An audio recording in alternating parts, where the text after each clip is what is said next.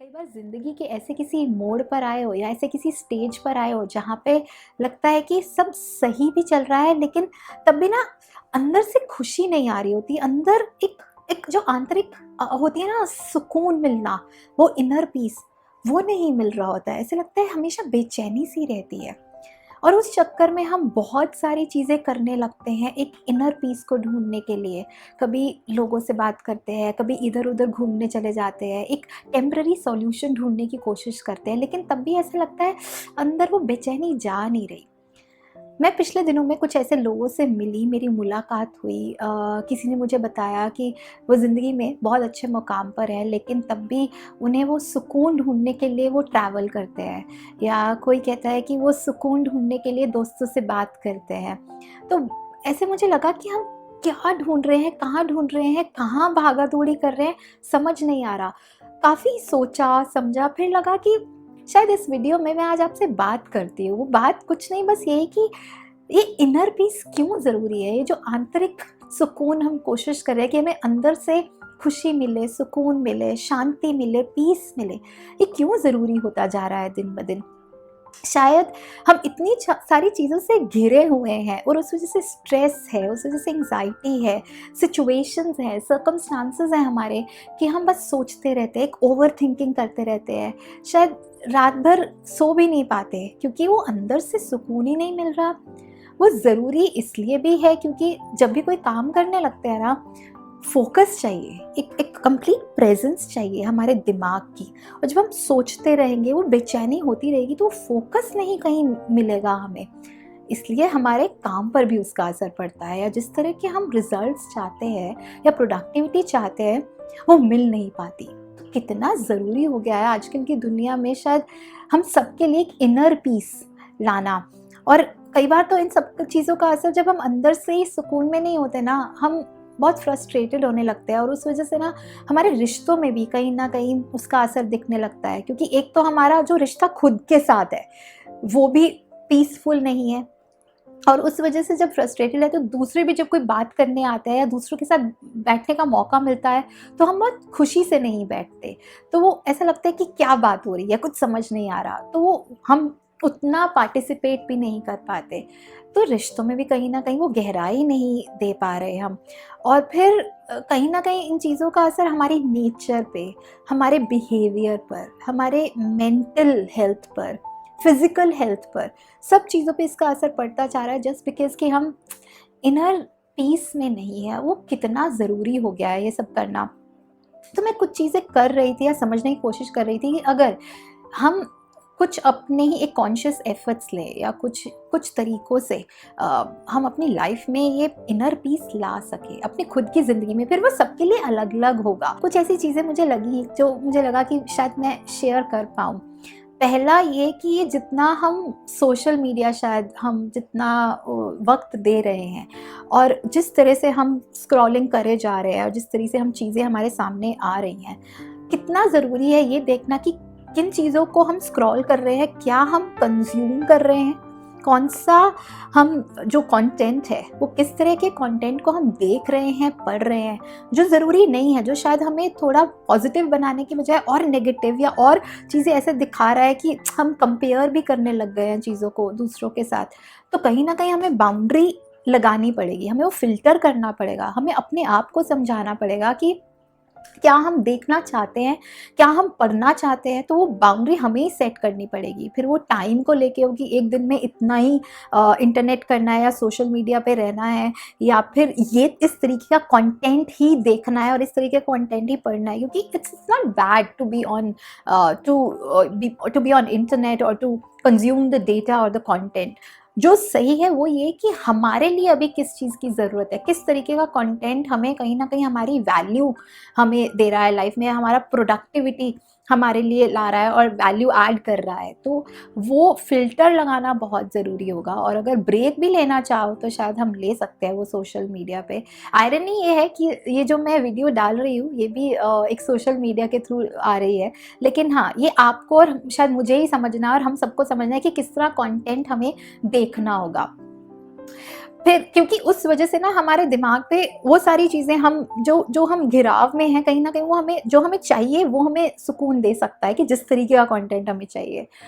फिर अगर बात करें कि अगर हम कुछ लोगों के साथ बैठे हैं और बातें कर रहे हैं, वहाँ क्या किस तरीके की बातचीत हो रही है, वहाँ किस तरीके से क्या हम आइडियाज़ डिस्कस कर रहे हैं, क्या हम कुछ ऐसा डिस्कस कर रहे हैं जो एक दूसरे की लाइफ में वैल्यू ऐड कर रहा है, या हम सिर्फ बस इधर उधर की बातें और जिसकी कोई इतनी वैल्यू नहीं है, या उन चीज़ों में ज़्यादा हम वक्त बिता रहे हैं, वो देखना। क्योंकि जब हम दूसरे लोगों के बारे में बात करते हैं, गॉसिप करते हैं, तो वो दिमाग में बैठ जाती हैं, सबकॉन्शियसली वो हमारे दिमाग में बैठ जाती है और फिर हम बाद में सोचते हैं, और जब हम सोचते हैं वो चीज़ें दिमाग में आती है तो कहीं ना कहीं हमारे तनाव का रीज़न बन सकती हैं या कारण बन सकती है। तो शायद थोड़ा दूर रहना चाहिए जिन बातों में कोई वैल्यू नहीं है, जो हम बातें हमारे लिए अभी लाइफ के लिए हमें लगता है कि उतनी हमें हेल्प नहीं कर रहा, तो शायद उनसे भी चीज़ों से दूर रहना चाहिए और वो बातें नहीं करनी चाहिए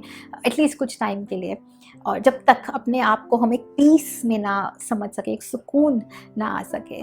फिर डेली रूटीन पे ये एनालाइज करना कि आप अपने आप के लिए किस तरह से बात करते हैं, जैसे कि सेल्फ टॉक, कि हम अपने आप को लेके डाउट्स में ज़्यादा रहते हैं, हम अपनी एबिलिटीज़ पे डाउट्स करते हैं, या हम थोड़े इस तरीके से रहते हैं कि नहीं, जो भी है लाइफ में चल रहा है इसको हम सॉल्यूशन ढूंढेंगे, या इसको हम एक अच्छे तरीके से एक पॉजिटिव इन्फॉर्मेशन दे रहे हो आप अपने आप को, या अपने बारे में आप नेगेटिव सेल्फ टॉकर हो।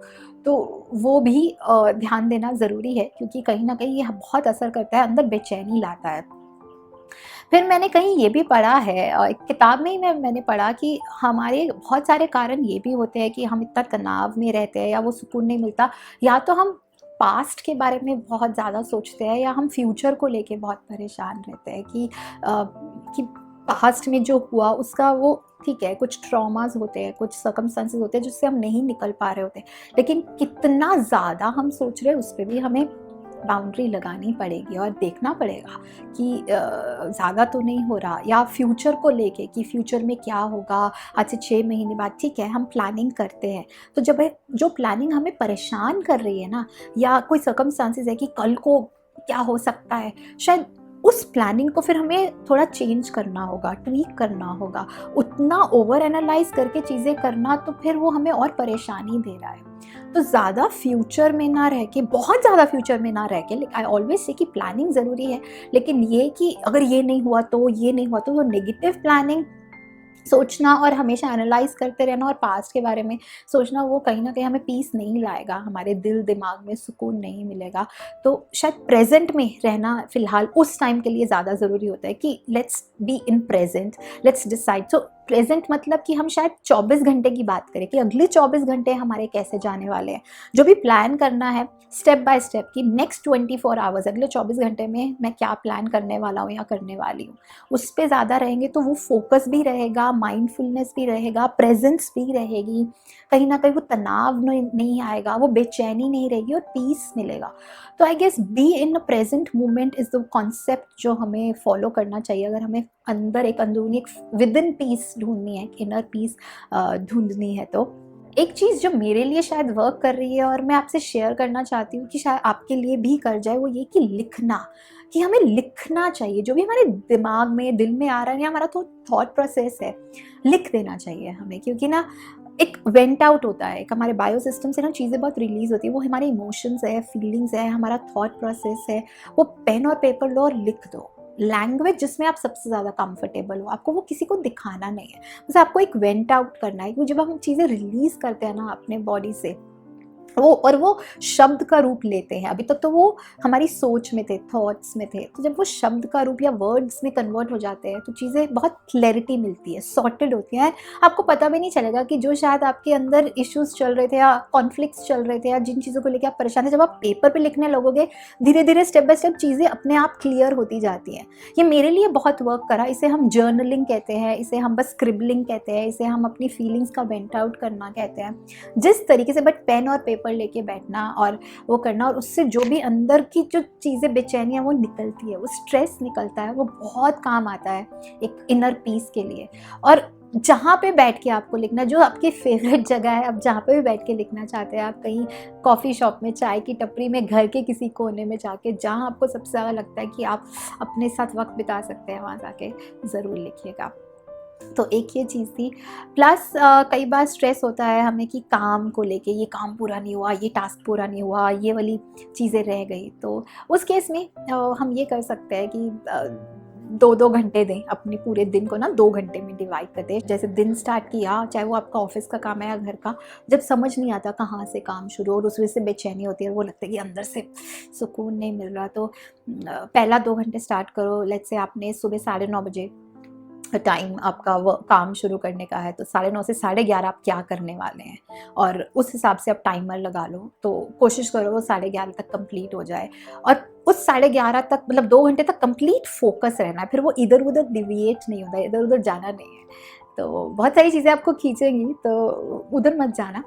2 घंटे बिल्कुल फ़ोकस देके वो काम करना, और फिर लगता है कि वो नहीं हुआ 11:30 तक, कोई बात नहीं, उसको 15 मिनट और दे दो, उसको 15 मिनट से 15 मिनट बढ़ा सकते हो। लेकिन हाँ, अगर दिन में 2-2 घंटे डिवाइड करोगे तो ज़्यादा सही रहेगा, ये सोचने की बजाय कि पूरे दिन को कैसे हम काम करें।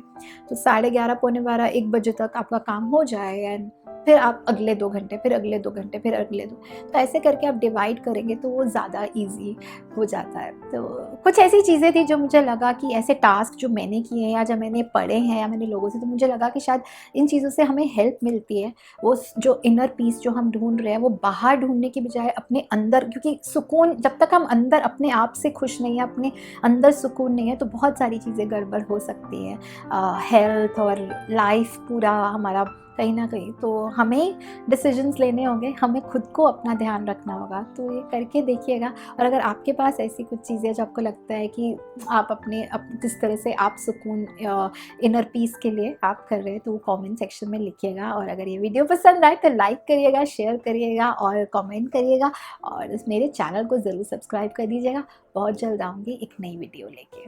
Bye bye.